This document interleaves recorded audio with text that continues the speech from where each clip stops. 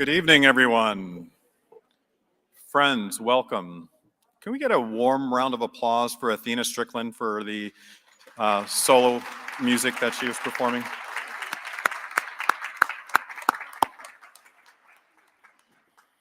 So I'm Dan Lugo. I'm the president here at Queens, and it's my pleasure to welcome you at this very, very, very special program, our inaugural community event in commemoration of International Holocaust Remembrance Day.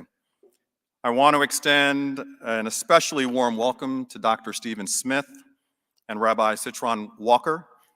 Welcome to our community here in Charlotte. We're honored to have you with us, and thank you for sharing your work and experiences with us tonight. I'd also like to acknowledge the Novant Health Coexist Business Resource Group for their sponsorship of tonight's Upstander Award. Thank you for partnering with us and recognizing individuals who, through strength of character, intervene on behalf of others and make a true difference in their community. May we all choose to be upstanders rather than bystanders. We're also honored to have several Holocaust survivors from the Charlotte community here with us tonight.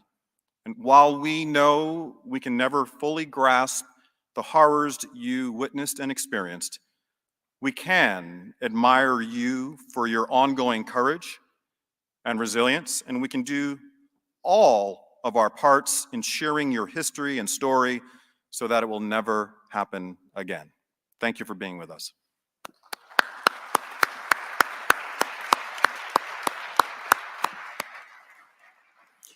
Many of you know that our motto here at Queens is not to be served, but to serve. We strive to not only provide transformative educational experiences within our classrooms, but to prepare our students for lives of purpose and meaning beyond them, to improve their ability to interact with one another, to free them from the limitations of their own biases and experiences, and to appreciate differences. In short, our goal here at Queens is to make the world a better place. And education is a powerful tool and vehicle to understand and undo the wrongs of our past and to shape a better future. And this university here at Queens, or any university, shouldn't be an island unto itself, but rather a bridge. The Stan Greenspon Holocaust and Social Justice Education Center is one of our most significant bridge builders between our campus and the world. And the name is worth repeating: the Stan Greenspon Holocaust and Social Justice Education Center. This incredible resource continues to respond to the ever-increasing threat of prejudice and intolerance by connecting excellence in Holocaust pedagogy with social justice training, and from instruction on our campus and in local schools to diversity, equity, and inclusion training for businesses and organizations throughout Charlotte, the center is making a tangible difference in the fabric of this community and beyond. I'd like to take this moment to thank my dear friend, Stan Greenspon, for his generosity in making the center possible. Thank you, Stan.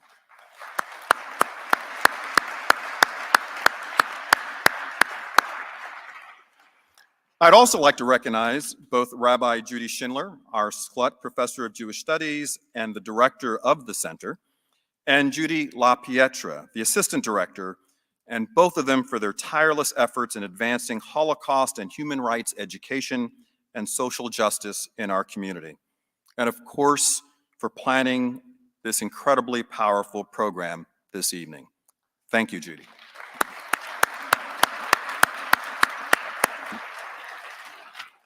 The Greenspon Center is certainly a treasure, but we don't want it to be a secret treasure. So I'm grateful that you are here tonight because we cannot do this work alone. I hope that you'll continue to stay informed of lectures and events being offered by the Greenspon Center, as well as other efforts here on campus as we work together to be a gateway for innovation and action and empathy and tolerance. It's now my pleasure to introduce the Queen's Choral Union under the direction of Justin Smith, who will perform Good Night, Dear Heart by composer Dan Forrest.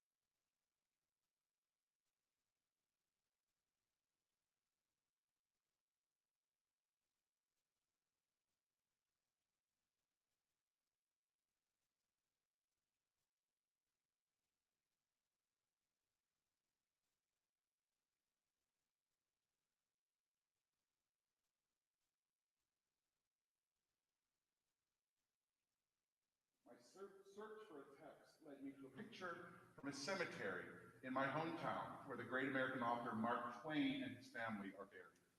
My brother and I, from our youth, have known the poem that Twain placed on the tombstone of his beloved daughter, Susie, when she died at age 24 and left him heartbroken.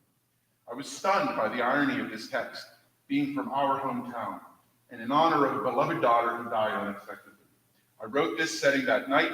It was premiered a week later as an elegy for Etzegene and a reminder of the orphans of Ethiopia.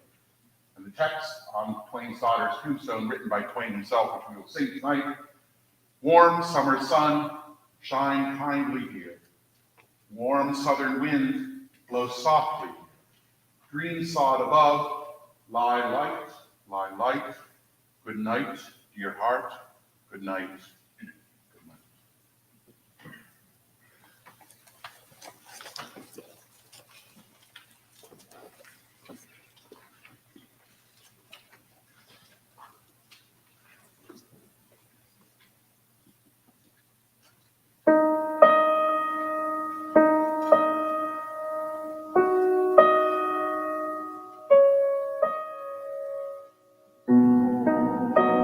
Summer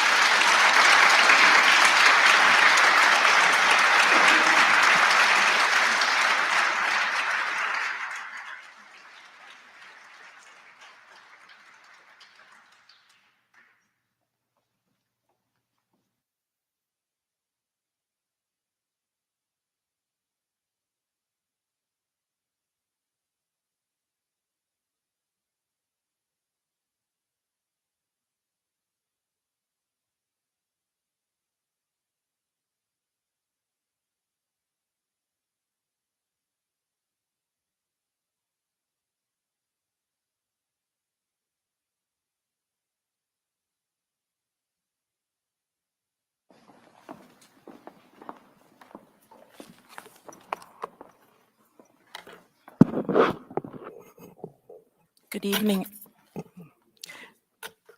Thank you so much for welcoming me. I'm Deborah Muhammad with Novant Health. I am one of the co-chairs for our business resource groups. There are 14 of those groups within Novant Health.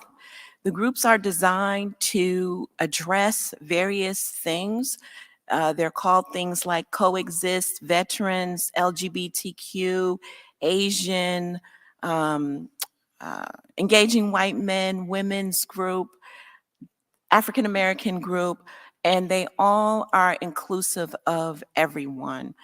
Our particular BRG, which is the Coexist BRG, welcomes those team members within Novant who have a faith tradition, who do not have a faith tradition, who want to collaborate and be inclusive with us to do things that are going to better our team members, our interaction with our patients, and our community.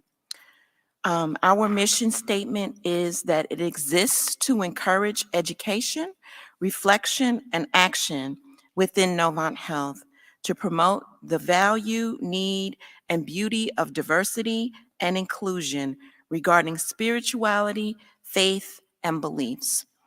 We thought that sponsoring the Upstander Award would be perfect for what we stand for, in that Rabbi Crichton Walker is one who embodies including others and being so involved in interfaith talks and bringing people along to understand each other. In this world that we live in, and I'm sure all of you know, it is difficult for people to understand someone who maybe is different. Our differences make us closer together. If we continue to be separated and not understanding each other, we will continue not to love each other. Love is one of the characteristics that we are all created together. We all have that characteristic that we share. So if we can learn about each other more, differences that we have within our faith tradition bring us closer, then we can make a better world. Thank you so much.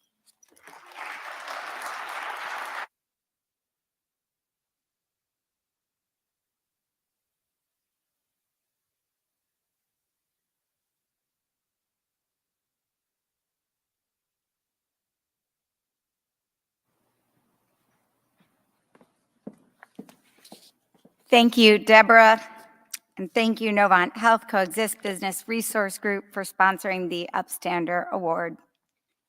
I am honored and humbled to present our inaugural Greenspon Center Upstander Award. On one hand, the word upstander is new. Samantha Powers, the Irish-American diplomat who served as U.S. ambassador to the UN, is credited with being the first to coin that term in 2002, and the word entered the dictionary, the Oxford English Dictionary, in 2016. But on the other hand, the word or the concept of upstander is as old as the Bible itself. Abraham stood up for the people of Sodom and Gomorrah, whom he did not know, even challenging God, saying, "Will not the judge of all the earth and all the world act justly?" And just as the concept of being an upstander existed long before it was given a name, so has Rabbi Charlie Citrin Walker been an upstander long before that fateful day on January 15th last year, when he welcomed in a stranger to his synagogue door and he invited him in for a cup of tea, and he was held hostage for 11 hours.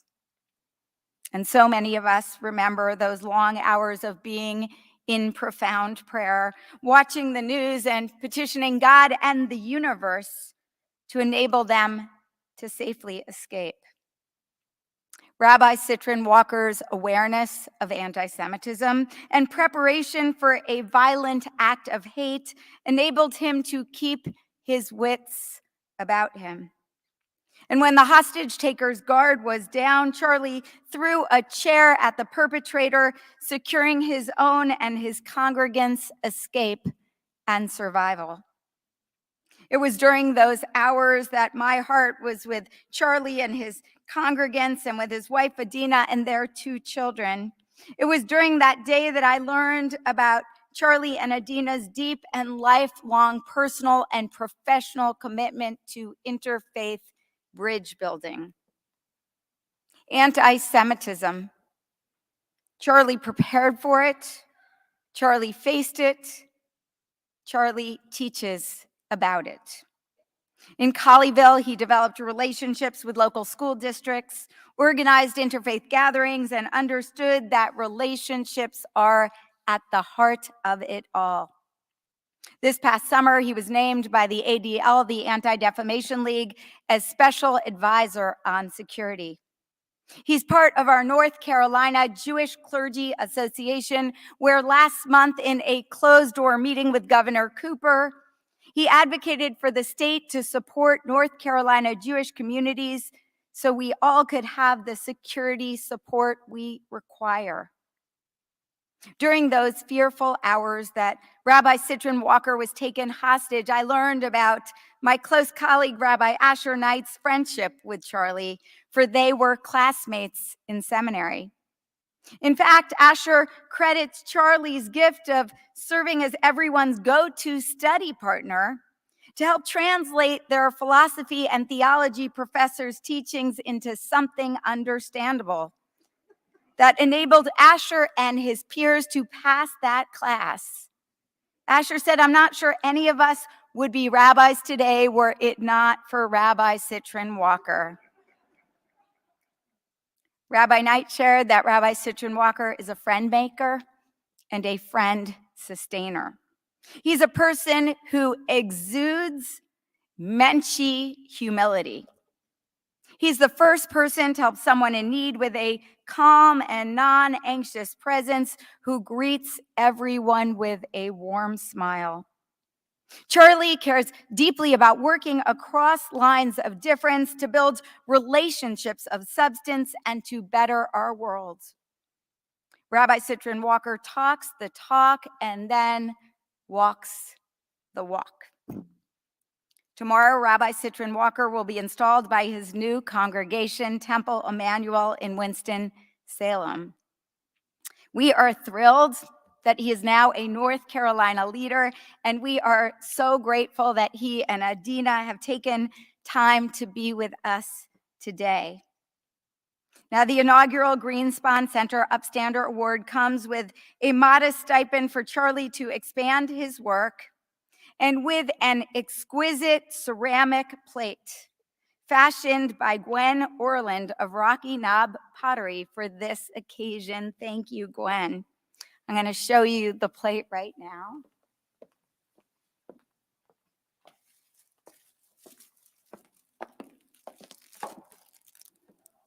On this plate is a quote from Holocaust survivor Yehuda Bauer, who enjoins us all. It says, "Thou shalt not be a victim. Thou shalt not be a perpetrator, but above all, thou shalt not be a bystander." And on the back, it recognizes this award. May we all follow Rabbi Citron Walker's lead as we combat anti-Semitism and hate with empathy, education, humility, and love. Join me as we thank Rabbi Citron Walker for his leadership and present to him the inaugural 2023 Greenspon Center Upstander Award.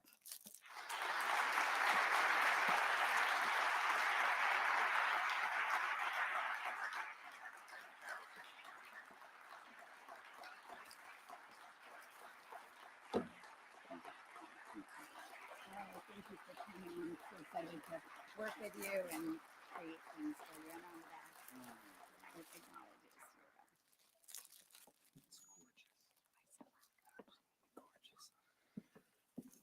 you. It's your one. Okay.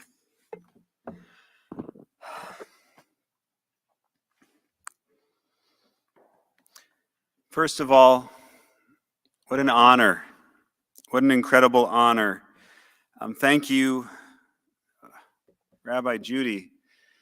Rabbi Judy Schindler, thank you so much. That was very kind. That was very kind. Thank you for the kind introduction, and thank you for the work that you do at the Greenspon Center.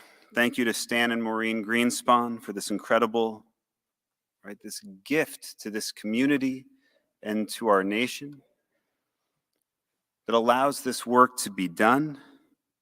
Thank you, President Lugo and Queen's University, for hosting and having the courage to host such an institution. And thank you to Novant Health, the Coexist Business Resource Group. What a beautiful gift, what a beautiful group, what a beautiful mission that y'all have. What an honor to be here. And I have to acknowledge it's a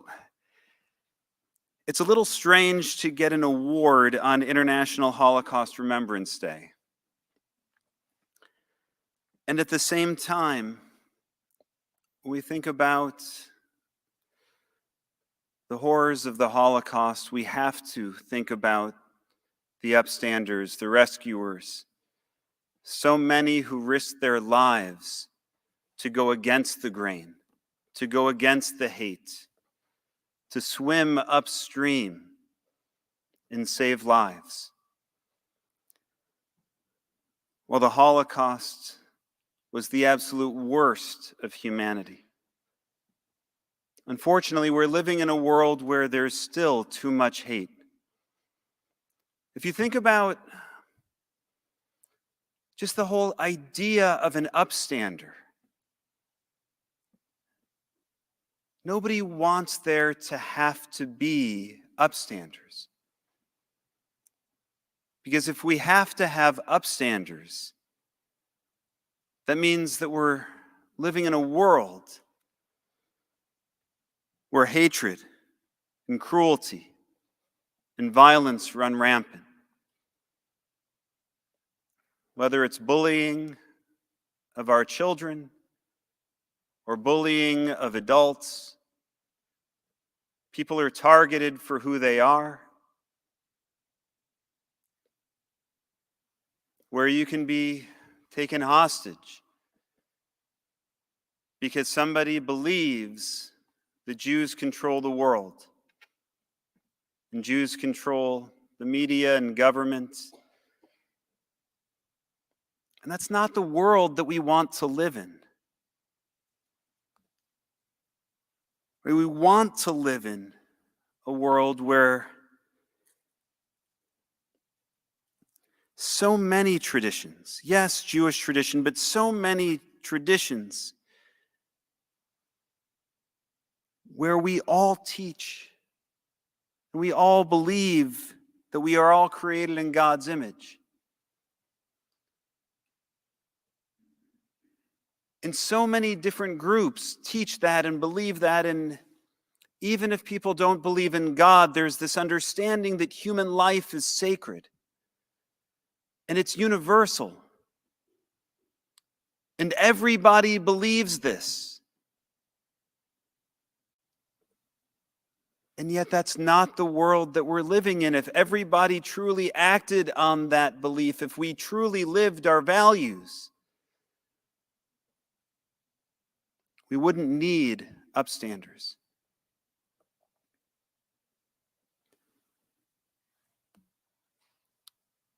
And so we live in the world that we live in. We live in a world where we need to be prepared. And I've said before, and I'll share with you now, that when we take a course in CPR, we're not expecting to have to use it. We're not looking around in the audience tonight and wondering, I wonder if they're going to have the heart attack, so I can jump to their aid. We don't expect it. But it's important to have that training because we need to know what to do, God forbid, in case we find ourselves in that situation. The same can be said about security training, situational awareness, a citizen's response to an active shooter. And just last week, SCN, the Secure Communities Network, hosted a hostage training.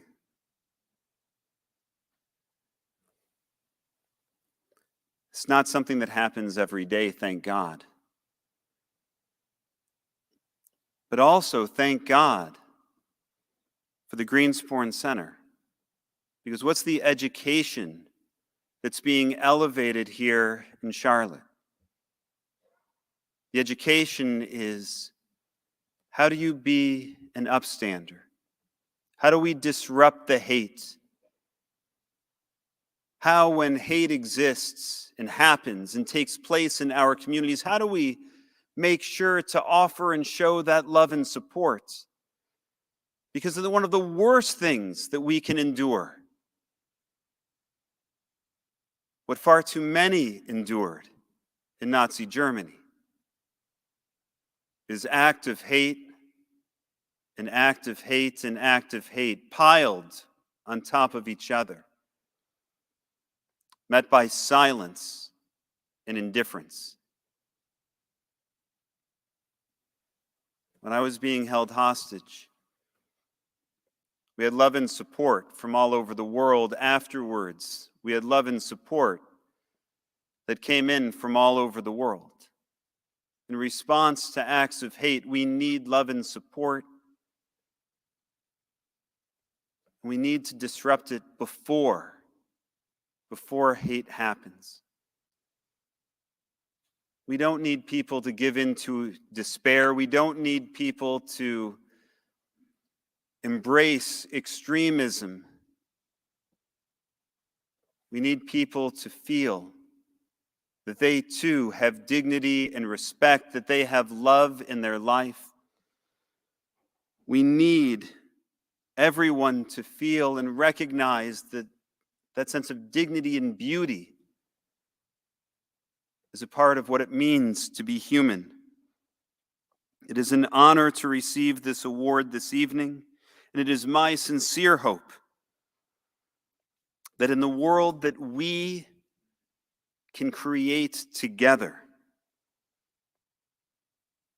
that such an award won't be necessary. Because being an upstander won't be noteworthy. Because being an upstander, when it's needed, will just be a part of the definition of what it means to be human. Thank you so much for this honor.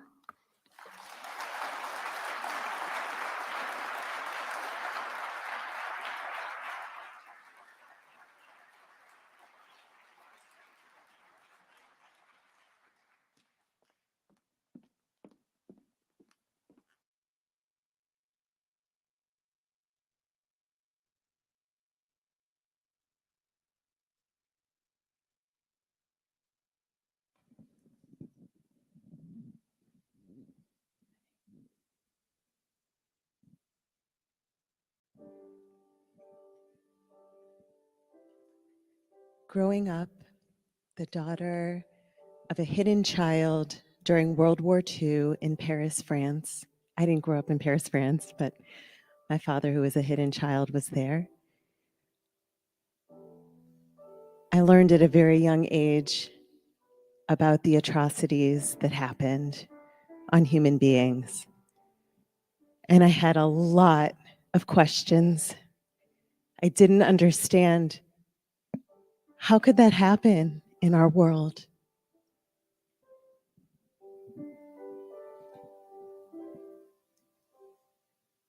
Did the flowers cry? Did their petals fall? Did they live one day? Were they blown away? Were they there at all? Did the oceans roar? Did the trumpets call? Did they stop to pray on that godless day? Did they care at all? Were their eyes deceived? Were their hearts betrayed? Were their stories told of forgotten souls, of the price they paid? If the world had cried long before the tears, would they not have died? Would they still be here?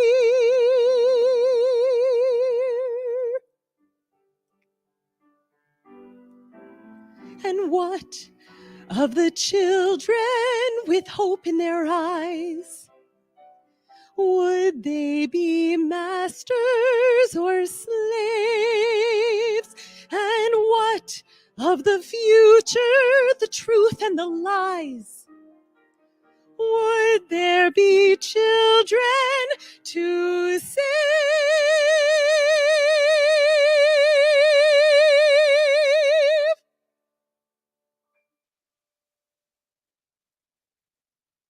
They were much too young. They were much too old. Finding any trace, each remembered face, memories bought and sold, pictures without hope, families without names. Were we all too blind? Did we trust mankind? Do we share the blame? Did we not believe? Were we not afraid? Did they rise or fall? Did they march or crawl through the masquerade? If the world had cried long before the tears,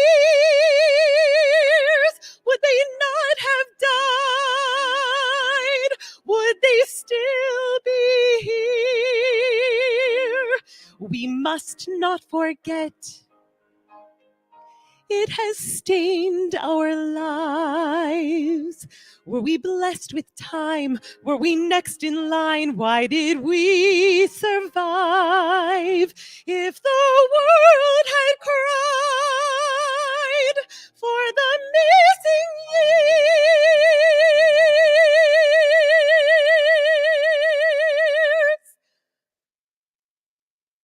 for the love that died, would they still be here?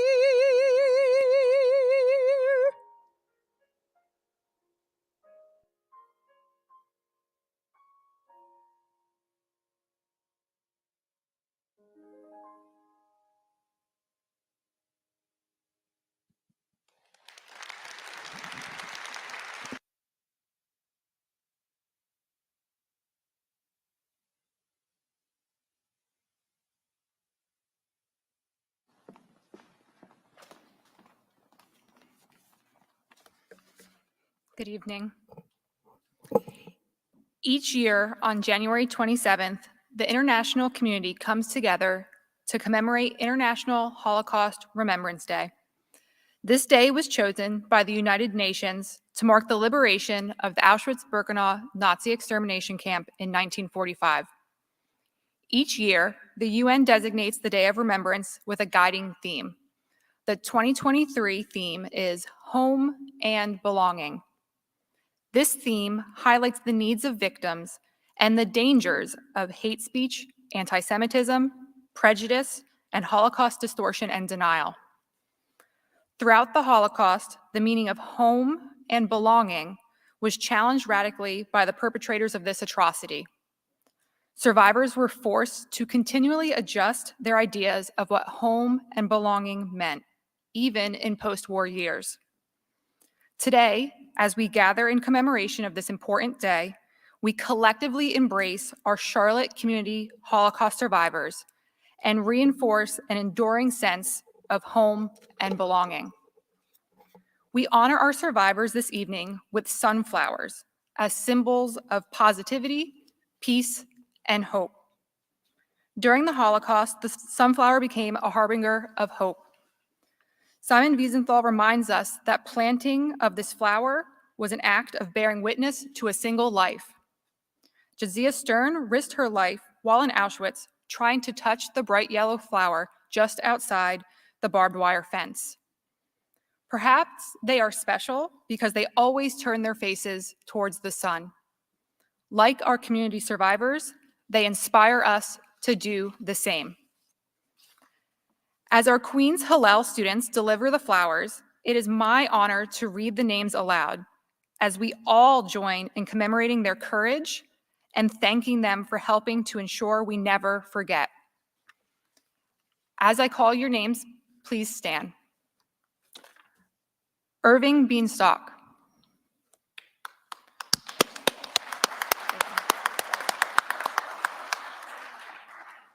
Suli Chenkin.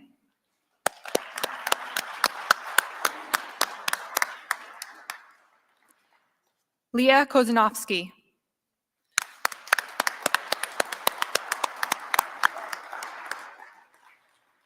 Joseph Kozanovsky.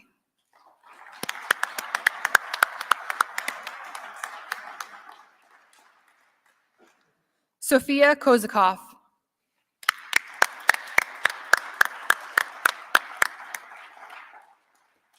Edward Kozakov.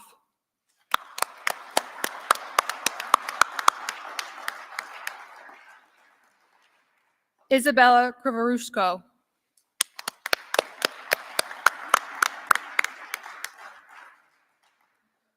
Lubov Sandler.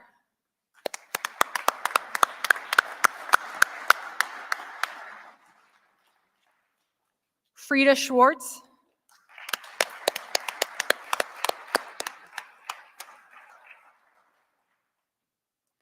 And Daisy Shapiro-Reiki.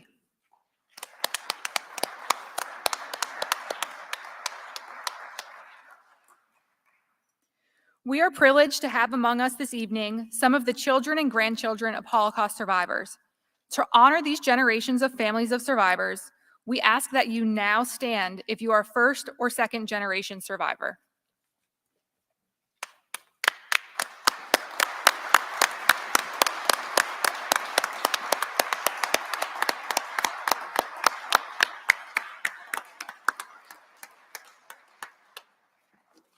Thank you.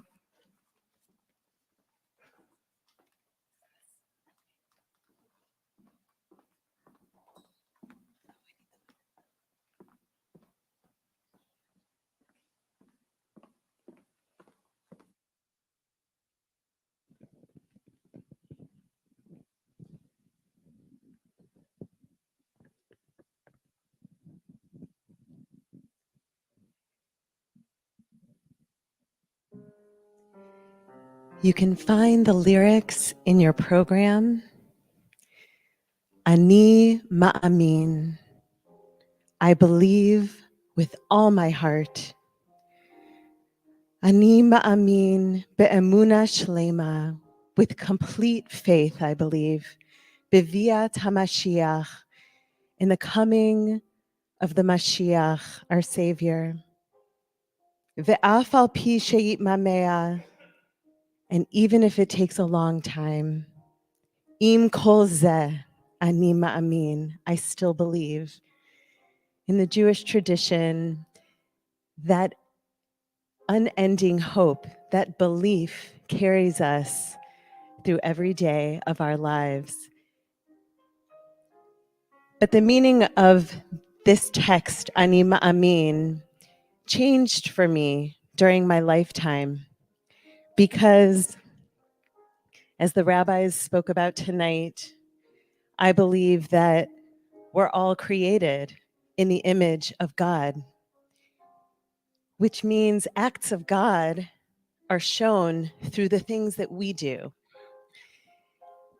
And so I think, as I was telling you, and I'm thinking about my father's story and my grandmother's story, and it was a young 18-year-old girl named Fernand who would rock my father to sleep at night when he was scared and hungry. It was young people taking him on motorcycles in the middle of the night. These people were not Jewish, but somehow they saw the humanity in my father. They were upstanders. So I grew up wondering, how do I be an upstander? What are the qualities? How do we develop our own moral compass? And so, Ani Ma'amin, this text from our sacred liturgy, I sing this new melody of it with the words, I believe with all my heart, that we are those people that through our acts of kindness and through being upstanders, that we all have the possibility to be the savior in any given moment. And it doesn't have to be large acts. It can be small acts.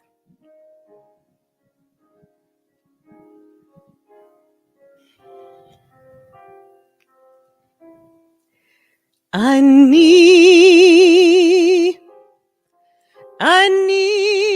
mamin, ani mamin, ani mamin, ani mamin,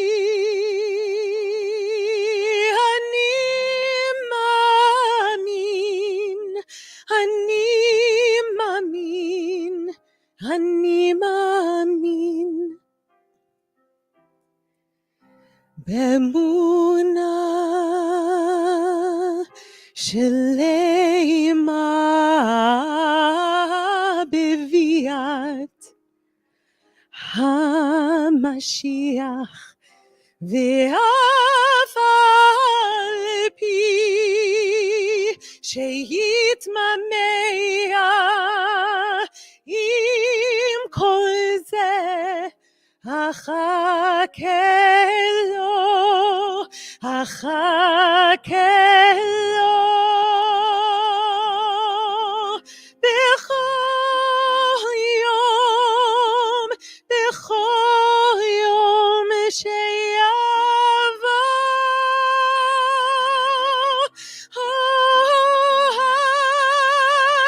I do believe with all my heart. I believe in everlasting peace. Ani maamin, ani maamin,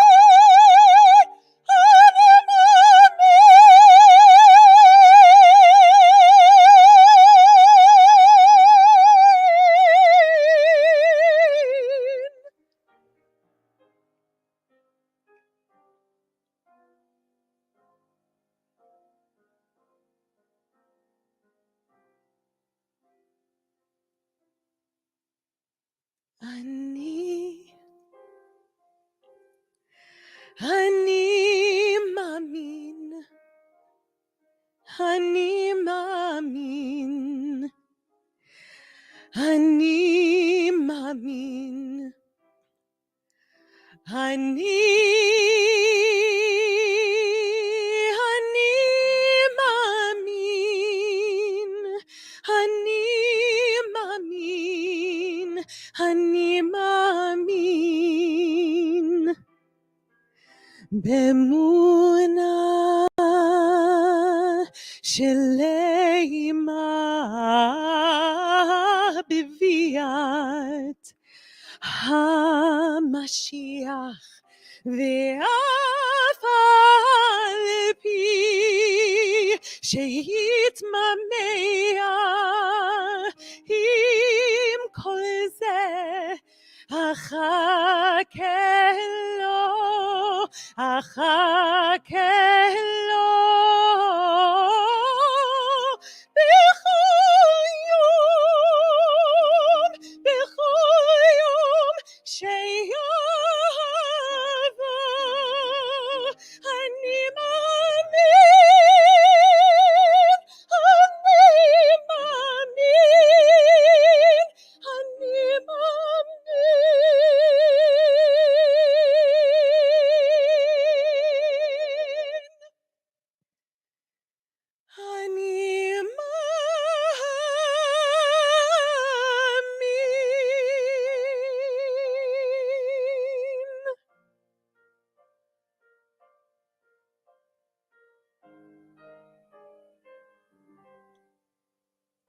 I believe.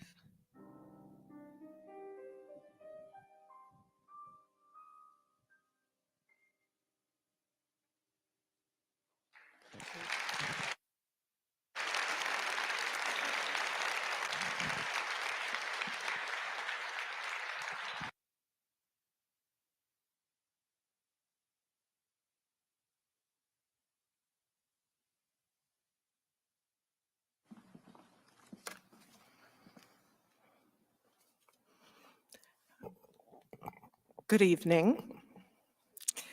I have the honor this evening to introduce Dr. Stephen Smith as our keynote speaker. I had the pleasure of meeting Dr. Smith for the first time 13 years ago at the Shoah Foundation Institute in Los Angeles. Just 1 year earlier, Steven Spielberg had invited him to take on the role of executive director of the foundation. It was a time when the use of Holocaust testimony was expanding, and under Dr. Smith's leadership, its use was propelled into the mainstream of Holocaust scholarship and pedagogy. The result was the sharing of over 50,000 oral testimonies with the world, ensuring that these voices and their message would remain in perpetuity. Dr. Smith's confrontation with the Holocaust began on a visit to Yad Vashem in 1991, resulting in a transformational life journey of inquiry and achievement. It prompted a young man in Nottingham, England, with the support of his family, to create Beth Shalom, the National Holocaust Center and Museum in 1995, England's only dedicated Holocaust museum. Since then, Dr. Smith has consulted on the development of a number of Holocaust memorial and education centers throughout the world. In July 2000, in response to the Kosovo crisis, Dr. Smith and his brother James began to focus their efforts on the prevention of genocide and crimes against humanity with the creation of the Aegis Trust. This organization has a phenomenal mission: to work toward the prediction, prevention, and elimination of genocide. Dr. Smith's work and accomplishments are much more than I have time to do justice to here, but just to mention a few. In 2004, he served as the project director of the Kigali Memorial Center, the Genocide Memorial Museum and Education Center in Kigali, Rwanda. He was the leading member of the British delegation to the Intergovernmental Task Force on Holocaust Education, Remembrance, and Research. He served as the inaugural chairman of the Holocaust Memorial Day Trust, which runs the National Holocaust Memorial Day in the United Kingdom. And he is the holder of a new UNESCO chair for genocide education. At the center of this impressive journey has always been Dr. Smith's advancement of the voice of the witness. As we will witness this evening, his current work provides us with a new and innovative form of testimony. Holograms will ensure that we can not only hear these stories, but also interact with the witness. In his most recent publication, The Trajectory of Holocaust Memory, The Crisis of Testimony in Theory and Practice, Dr. Smith reconsiders how we think about memory, witness, and testimony. In it, he implores us to do something that he has done throughout his entire professional journey, to, quote, listen to the surviving victims of the Holocaust with all of your heart. Dr. Smith, thank you for being with us tonight.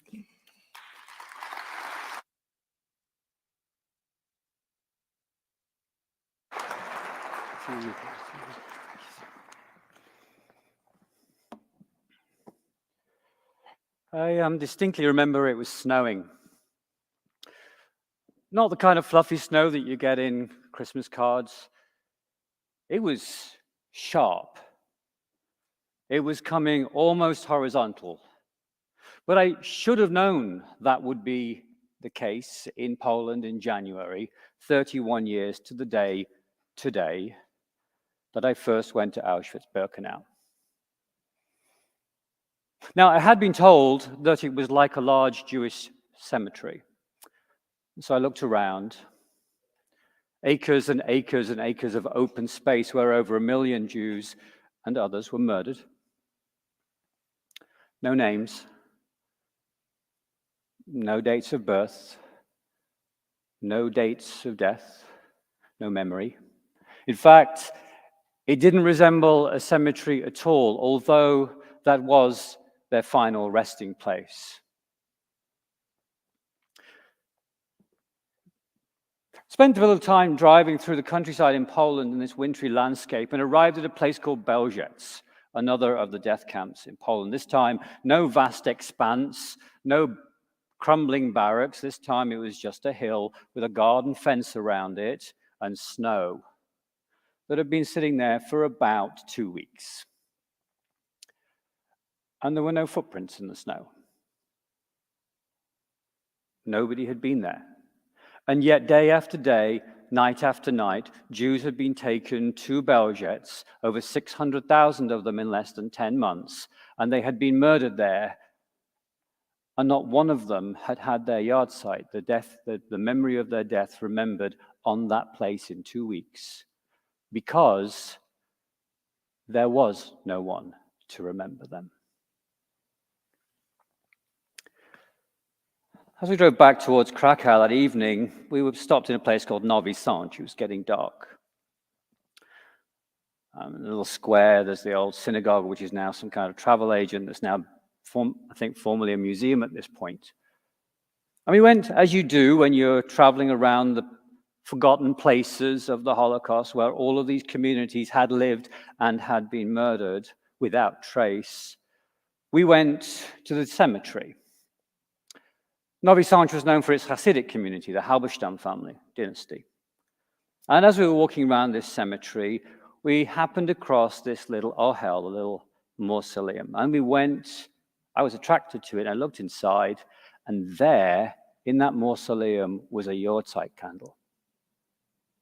Somebody had traveled, I don't know, from New York, from Stamford Hill in London, maybe from Meir Sharim in Israel, to Novi Sad to leave their little kvetler, their little note to prayer in the tomb of the rabbi, and to light a candle in memory of his teaching, his wisdom, whatever it was. And there was a guiding light, because the rabbi still meant something to someone who was prepared to make that journey to light that candle. And I stood there that day and said, and who made the journey to Belzec today?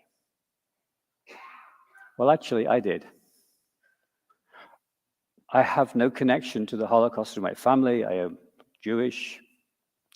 And that was when I realized that if we are going to remember the Holocaust and the victims of the Holocaust, it's all of our duty. Because not only were they Jews that were murdered, they were part of our shared humanity. And there began a journey for me that brings me here today to talk about the guiding lights of the Holocaust. Because what I realized on that journey was, while there is no memory of many of those who were murdered, perhaps names now inscribed in Yad Vashem who've worked endlessly to get nearly 5 million names collected. Nevertheless, to give them life, we have to give them back their names. We have to give them back their stories and their families and their communities. We have to give them back the life that was taken. And there is one way in which we do that, which is why I want to start by thanking the survivors who are here with us this evening. First of all, thank you for being here with us. Really, truly, thank you. Thank you for being willing to witness and to stand in the shadow of all that happened to you and your families, and to be with us, to help us through our learning that we have to do. Thank you for sharing your stories if you have. Thank you for teaching, because I know many of you probably have done that too, or spoken to friends and family and children. Just thank you for being here with us. I also want to share this evening a little about how testimony, that is, the stories of survivors from around the world, can indeed be guiding lights for us as we go into a future where the memory is still vitally important. I've got to turn this on somehow. Where the memory is still so important for us to learn from. So I'm going to tell a little story about Max. As just one of those lights, and a few other survivors of the many tens of thousands who have shared their stories with us. It all began, there we go. I'm still working this technology out. As a CEO of a technology company, I'm just going to give a second to work out this technology. Give me a moment. Okay, here we go. It all began actually at the same place. Another Stephen went to Auschwitz about a year after actually I was there on that first visit to make a movie, Schindler's List. This is the first day. Movies don't get made in the order in which you see them. In fact, this scene comes near the end. It was the first day of the shoot of Schindler's List. And Steven Spielberg was standing actually outside of the gates of Auschwitz, because they built the set outside, not inside the camp. There he is with Liam Neeson and a bunch of German Nazis. Well, they're not German Nazis, they're actors that look like them. And Holocaust survivors were coming along, some of them for the first time returning to Poland. It was just after the Cold War, and arrived at Auschwitz to find German soldiers. So of course they were interested to know what was happening. And he talked to one or two of them, and one of them, her name was Lucia. He was asking her about, is the train in the right place? Are the dogs in the right place? Are they barking in the right way? And she said, stop, Mr. Spielberg. I don't want to tell you about this day in my life. It was just one day in my life that I arrived here. I had a life before and I had a life after, and I want to tell you my whole story. And that was the moment in which the idea of the Shoah Foundation was born, because he realized he was making a film about a guy that rescued Jews, but there were tens of thousands of victims, surviving victims of the Holocaust, who'd never told their story. I'll try this. No, going the wrong way. And so he created the Shoah Foundation. You can find it online. There's many, many resources there, and I really encourage you to do so, because it's a wonderful place to go and learn with survivors. But today, if you go into the Shoah Foundation archive, it actually looks something like this, because we made a decision about a decade ago that, as important as the stories and the witnesses of the Holocaust are to tell us about that period in history, that those who have experienced genocide before and since have a vitally important story for our world. The oldest person there, Mrs. Salibin, 103, bless her, when that photograph was taken, was one of the last Armenians to be interviewed by the Shoah Foundation for its archive. Dario, goodbye, my dear friend who passed away 2 years ago, just after this photograph, was the last pair of eyes that worked in the gas chambers at Auschwitz-Birkenau, that could say, I saw it with my own eyes. And 3 ladies from Guatemala and Rwanda and Cambodia, representative of a world in which genocide has occurred over and over again, and their stories combine in this voice for humanity. But as well as being global, it's local. That's what happens if you go into the Shoah Foundation and type Charlotte, North Carolina, you get, and then not Pizza Huts. Those are people that gave testimony in your community and where they lived and where they gave their testimony. And some of those represent multiple people. I'm just going to share one of them with you, Susan Cherniak-Spatz. Wow, what a testimony. I've only got to know her name very recently.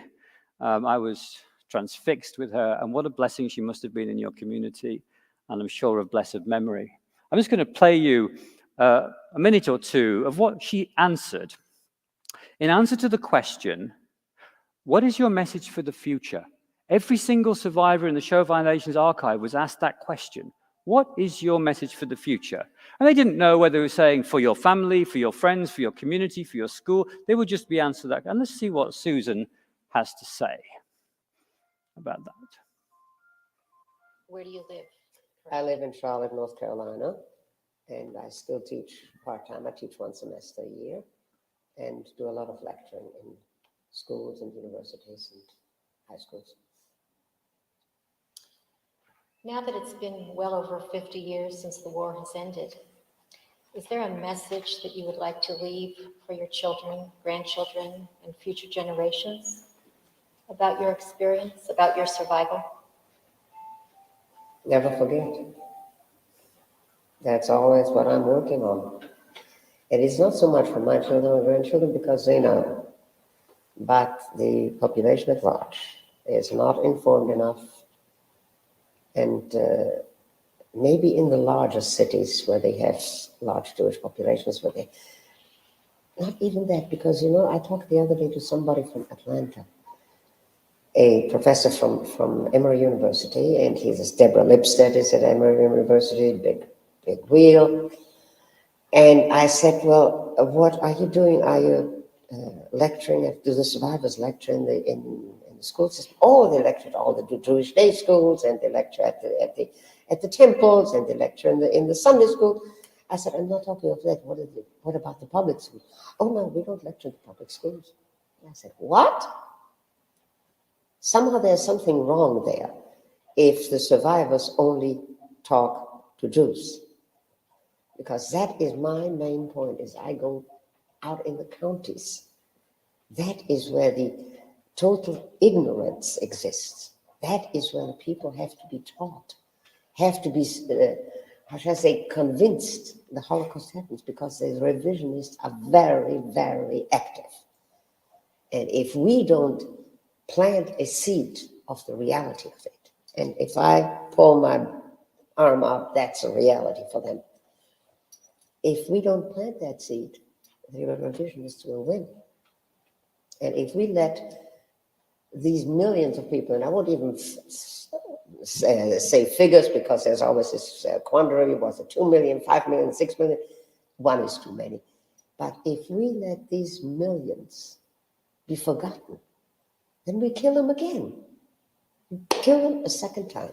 And as long as I live, I can't allow that. Stan and Maureen, I'm sure that she is smiling down from heaven now that we have this center here, now that we have this event, because that's what she's urging us to do.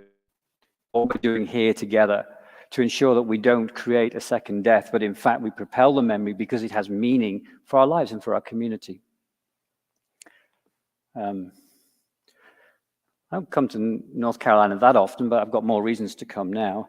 But I came a few years ago. I got a visit in my home by a Holocaust survivor that had come to speak in California. I tried to get to his speech, I didn't get there, but I invited him around to brunch. He came round and we sat and we talked. And he told me about his experience in the Kovno ghetto during World War II. He ended World War II as a 10-year-old in a 10-foot by 10-foot building with no windows, where the lady from upstairs occasionally threw some crusts through the window. He ended the Cold War as the first uniformed officer of the United States Army, head of special forces, to go into the Soviet Union on behalf of the President of the United States and end the Cold War. So he was telling me this over breakfast, so I said, that's amazing. I would love to talk to you and hear, get your testimony for the Shoah Foundation archive. He said to me, Stephen, commanding 14,000 armed killers does not take much courage. He said, but I can tell you, I don't have the courage to sit in front of your camera. 4-star general, 2 silver stars, 3 bronze, 2 Purple Hearts. I don't have the courage to sit in front of your camera. And that's why I said to you Holocaust survivors, thank you for being here, because it takes courage. It takes courage to stand up to that darkness, but it also takes courage to tell the story. I'm just going to play a little clip of Sid. This is him before the end of the Cold War with the head of the KGB and the head of the Soviet Special Forces having tea. During that time in Berlin, did you have communication with the Soviets? Oh, yes, yes. How did that work? It worked very well. As a matter of fact, it's that old saying, somebody says, listen, come on over here, I want you to meet this guy. He says, no, I don't want to meet him because I want to continue hating him. Once you meet people, you find out that they have the same issues and problems you have. They have a family, they have kids, they're trying to make a living, or their problems may be a little different in the Soviet military, but there's similarities. And we are good friends. I periodically get an email from him now. He pointed out a very obvious thing that I never thought about. He was over my house for dinner, and he and General Delenko were having a drink. And then they both started laughing and shaking their head. And I said, what's the matter? He said, well, he says, just look at it. Here you are, a Jew. You were incarcerated by the Germans. We came and we liberated you. You come back in an American uniform, protecting the very Germans that imprisoned you. And you are prepared to kill us, the people that liberated you. Explain this to me. I said, I can't. That interview Sid gave in Southern Pines about 10 years ago of blessed memory. And I guess what I'm sharing with you this evening is that these guiding lights are going out in terms of their life on this earth, but their memories and their stories live on. The truths in that little moment in Berlin, for me, are a guiding light in terms of just international diplomacy. There's a bunch of guys on the other side of this, and they're going to, I thought, by the way, you notice I said they had tea. It's a very British thing. I assumed that they had tea. They didn't. They had to drink. But anyway, it wasn't tea, obviously. back to Max. I'm just going to skip through Max, but I wanted to share his story with you because tonight I'm talking also not about just the stories, but how we tell those stories and in what ways we tell those stories. So this is Max Eisen. He told his story at the Shoah Foundation about his life. But then later, a couple of years ago, we were with him in Auschwitz-Birkenau, and this time you'll see, I think there might be a little light on this thing here. There's a little camera there. That camera has 6 heads on it because it's not just looking at Max, it's looking at the whole thing. It's a 360 VR camera. And he's telling his story about arriving at Auschwitz in 360. And it looks something more like that, actually. In reality, you can see all sides of it. And it plays like this when you go to Auschwitz I'm standing now. beside gas chamber and crematoria too. So when I go to Auschwitz with my iPhone now, I can actually have Max on my phone at the place where he gave the testimony and in 360, so I can see everything that he saw when he did that. So here, too, where he was with his mother. Auschwitz too. This truly is the end of the line. Hungarian transports, my family included. We arrived here May the 8th, 1944, in a cattle car. We call that technology for humanity. How do you harness technology in order to be able to tell a really deeply human story that can convey something that you can't get through some other means? Now what you can do when you walk around Poland, Hungary, Slovakia, Max was from Slovakia, so if you go to Košice, you can start his story in Košice in his hometown. And you can go to places and you can follow the stories of the survivors around the places where they actually happened.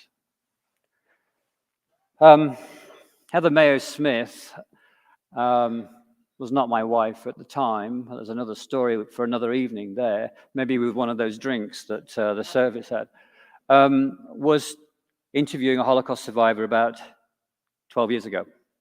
She'd interviewed her during the day, as she did very regularly, and in the evening she was sitting across the kitchen table talking to her, and she realized that her grandchildren, she says here, would never have the chance to speak and ask those questions and have that conversation in future. She said, I want to capture that story. I want to capture the conversation.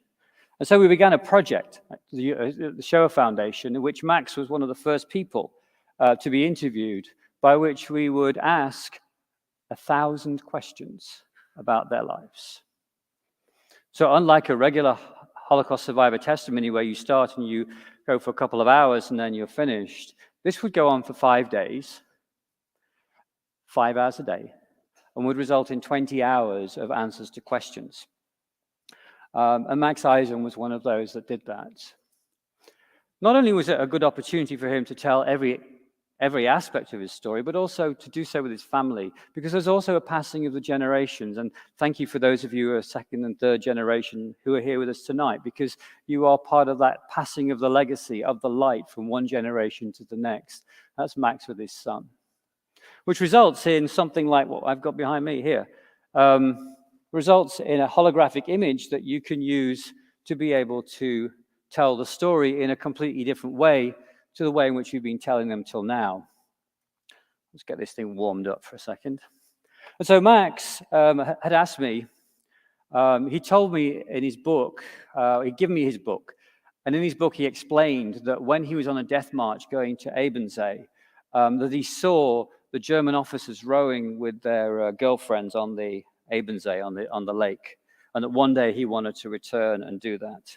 And so in fact, when we went to do the 360 filming, he got to go on the Ebensee again. And he got a girl, but it happened to be my colleague, so that didn't count.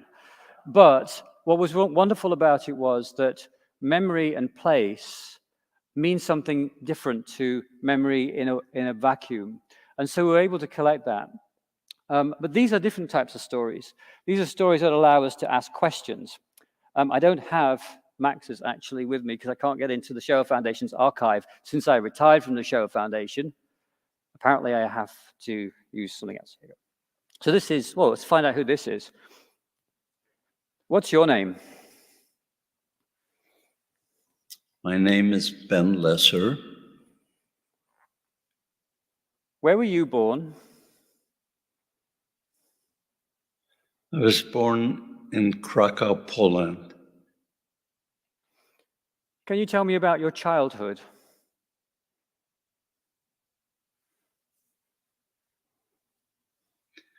My childhood was very good. The problem is I lost my memory about my childhood, most of the memory.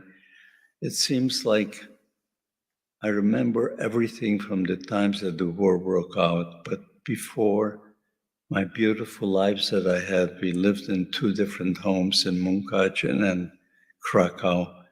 Every summer, my mother would take us kids to Munkach so we can spend the summer with her side of the family. In the winter, we would come back to Krakow, Poland, where my father had his businesses, and we would go to school there. Again, I have no memory of schooling. I know that I went to Cheder, and I went to school because I was able to read and write in Yiddish and also Hebrew.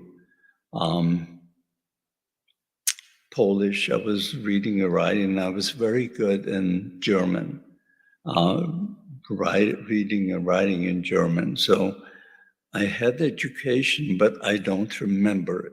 I don't remember my school teachers. I don't remember my friends. Before the war broke out, nothing. That memory seems to have just disappeared.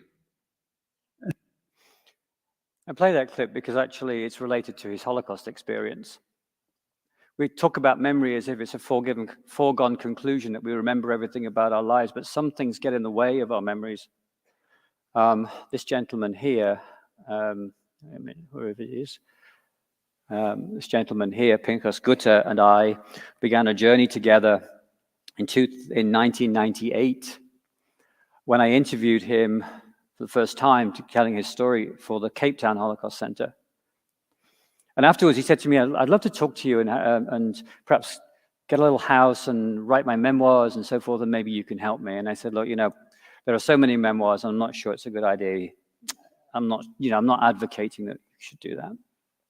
He said, well, you misunderstand me. He said, when I arrived at Majdanek with my twin sister and my parents, we were separated, men and women to one side, and my sister was separated from my mother, and there was a lot of screaming, and then eventually they were reunited, and I saw her with my mother's arm around her and a long golden braid that she'd managed to keep in the Warsaw Ghetto, which was a trauma in its own right. And they said they went around this brick building, and then only 2 hours later did I realize what had happened to my twin. And at 12 years old, I knew I had to kill the memory of her. I knew I had to be deadened to what had happened. And so I literally wiped her out of my memory. So today I have a photographic memory of what happened in the Warsaw Ghetto. I can tell you about shop windows and people and the clothes they were wearing and what they looked like. He said, but I have no image of my twin. I want you to help me find my sister. And so memory is more complex than let's just remember the Holocaust. It has very many vicissitudes to it. And Ben was telling us the truth there, that actually what had happened to him after his childhood meant that he has no childhood at this point. It literally took his childhood away from him.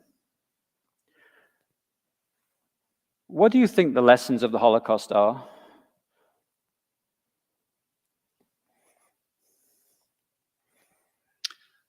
The most important lesson we could learn from the Holocaust is stop the hatred. Hatred has to stop. The Holocaust did not begin with killing. It all started with hate propaganda, and this is how it began. And this is how it can possibly happen again unless the world is going to stop hating each other. We have to be able to live side by side and appreciate our differences rather than hate them. So I'm going to give the website link to Ben's interview, and you can watch this at home. He's got 498 questions, so you can take your time. He has a lot that he can talk about. Ben is still alive and well and still teaching in Las Vegas, and is busy with Holocaust Memorial Day right now. But he's not the only one. You'll see here that we've now created a new company called Storyfile to try and bring our stories together. Like Lawson, Japanese-American, 422nd Battalion, World War II veteran. Lawson gave this interview, 1,000 questions, about his life. Maybe I'll ask him about how do we create peace in our world? I don't know if he answers that. We'll see. I think the only way you can do that, to wave a wand and hypnotize everybody in the world and just say, this is how we're going to live. Peacefully. Everybody will be friends with everybody else. That was really genuinely random. But I think if you do spend time with Lawson's interview, what you're going to find is a whole different community, but same story. Same story of pain, same story of fighting against discrimination, same story in terms of what are we going to do together to overcome that? Or maybe have a chat to Ambassador Andrew Young from Atlanta. Actually, he's relevant for January because of Martin Luther King Day. Let's have a look. Who was Martin Luther King to you?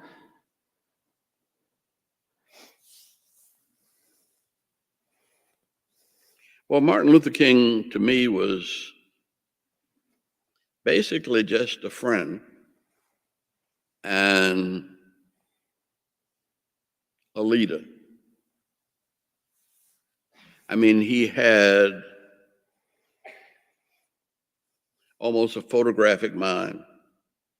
He remembered just about everything he read.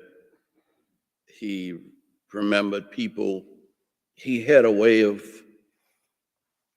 focusing on complicated issues and simplifying them into very simple moral mandates. And he put spirituality and morality and ethics back into the American political situation and also awakened human rights throughout the planet.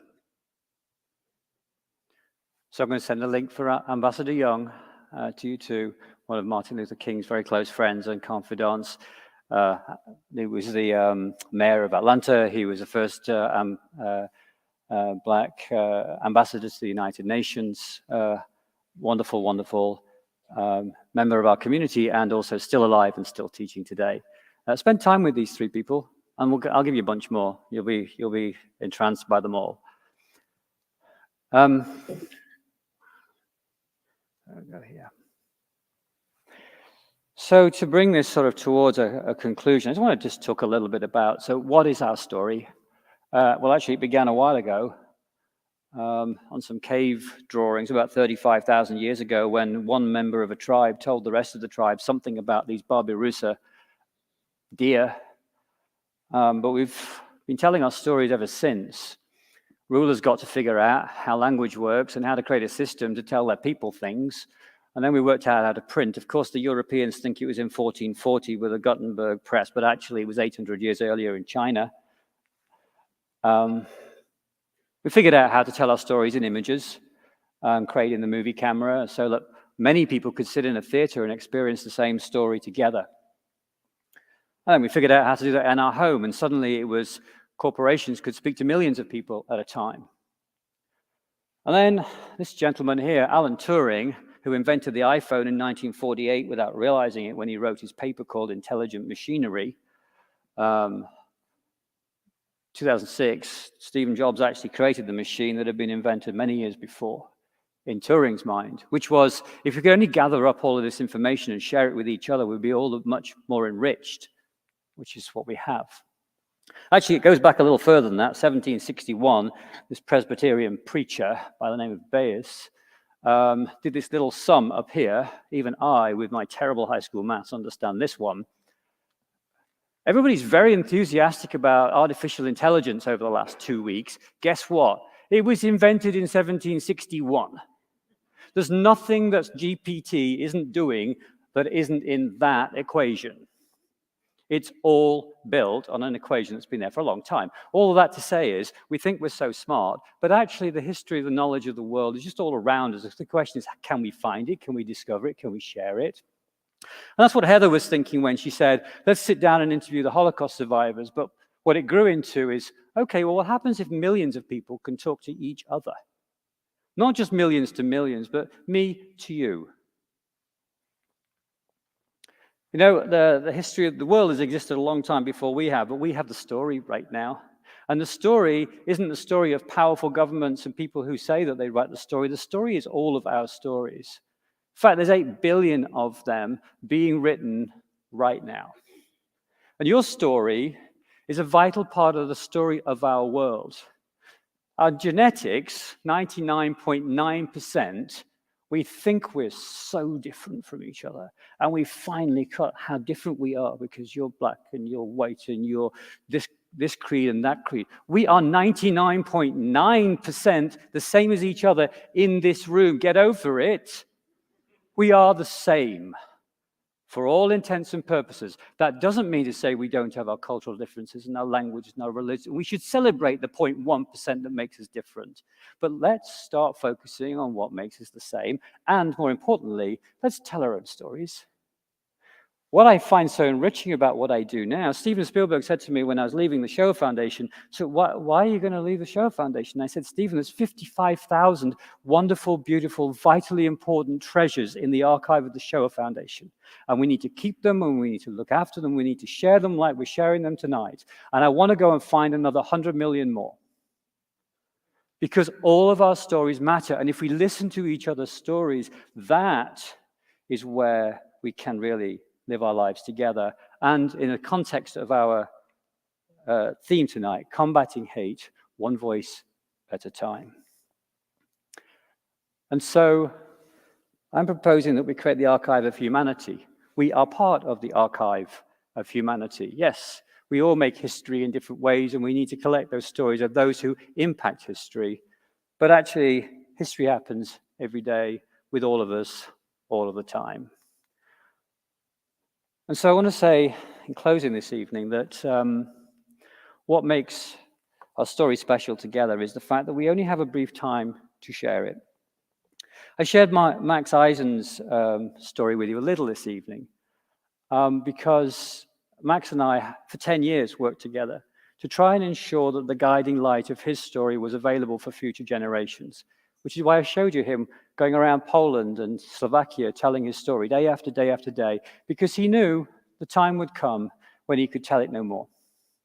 Last January, he got the Order of Canada for his work in education. His book has sold hundreds of thousands of copies. And then in July, he passed away. Just like that. And so the light that he'd been sharing with me every day went out. There were no more Zoom calls. There were no more seminars together. There was not the opportunity to keep that conversation going in real life. And yet, Max has left us this guiding light. It's his story, but it's also, going back to where I started at Auschwitz, it's the names of his mother and his father and his siblings. They have a date of birth. They have a date of death. They have a memory with their characters and their lives in it. They have a home. They have a history. They have a community. Because Max told that story, as did 55,000 other people in the Shoah Foundation's archive, to be our guiding lights for the future. And so it's in Max's memory and in the memory of your families this evening that we're here to commemorate the past, but also to be the lights of the future. Thank you.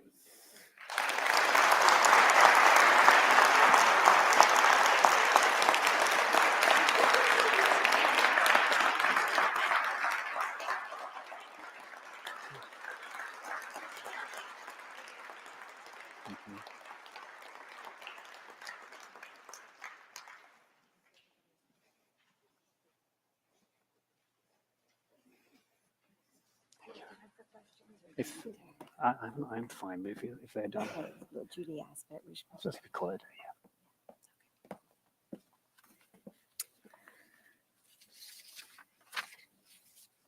Someone once taught me that all prayer can be summed up with 3 words: wow, praise, thank you, gratitude, and help, petition. When we pray in those simple ways. That's all we ask for. We praise God and we say thank you and we ask for help. And so we say, wow, we are awed by your work, Dr. Stephen Smith. It is awesome. And we say thank you. Thank you for traveling here. He's going to fly out on a red eye back to California. He flew in this morning. A car service will be picking him up at 8:45. But we are so grateful that you've taken the time to teach us and inspire us. And that petition, that word of help, is a petition to all of you to listen to the stories, to share your stories, to create one powerful web of humanity. Dr. Smith, thank you for your awe-inspiring work and for keeping the stories of survivors of the Holocaust and other genocides alive. Rabbi Citron Walker, thank you for sharing the lessons of your life with us. Cantor Lissick and Athena Strickland and the Queens Choral Union, thank you for sharing your beautiful voices tonight. And to our Holocaust survivors, thank you for being you and for sharing your stories and your presence and for being here tonight. Thank you to Katie and to our Hillel students for honoring our survivors. Our Stan Greenspan Center is in the midst of our 7th year. In biblical tradition, the 7th year comes with a sabbatical, but there is no time for that. We have too much critical work to do. Thank you, everyone here, for walking with us, for working with us, for trusting us to steward your donations and use them to teach what it means to be an upstander, though we wish we lived in a world where that was not necessary. But thank you for enabling us to teach that, to teach students on this campus in regional schools and through diversity trainings at organizations in houses of worship about what it means to be an upstander. Thank you, Stan Greenspan, for having the vision to see the transformative impact a center devoted to Holocaust and social justice education at Queens University could have. Thank you to Talia Goldman. For 6 years, where's Talia? I'm going to embarrass her. She's in the back. For 6 years, Talia was part of our Greenspan team, but she embraced that notion of sabbatical and retired at the end of December. She was smart. Her time, talent, and passion set the foundation for our success, and we are thankful for that. And we are thankful she will continue to advise us from the side. Thank you to Novant Health Coexist Business Resource Group, Deborah Mohammed, for supporting this inaugural Upstander Award. We are grateful for and look forward to your and our continued partnership.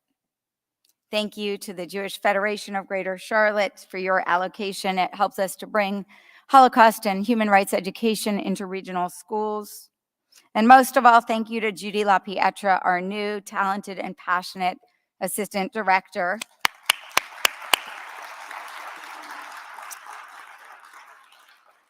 who made tonight's program happen. She had a lot of sleepless nights with nightmares of what could and might go wrong, but it didn't. You are a gift to our community. We have 4 signed copies of Stephen Smith's book, The Trajectory of Holocaust Memory, that are being auctioned off. Don't worry, this isn't a fundraiser, but you can see the QR code in the library at the table on your way out and place your bid starting at $100. And all proceeds will support Holocaust education. And now, a very brief call to action.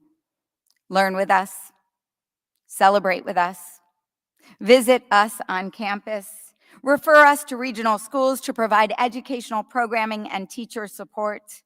Let us be your partner in combating hate in our community.